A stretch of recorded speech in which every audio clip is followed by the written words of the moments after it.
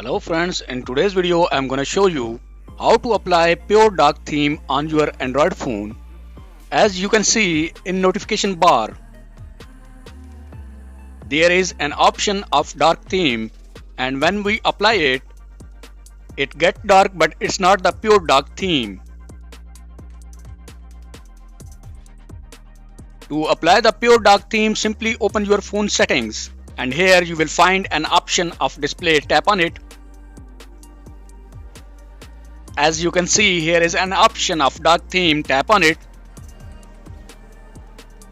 And here we got the option of Pure Dark theme. So simply tap on it and enable it.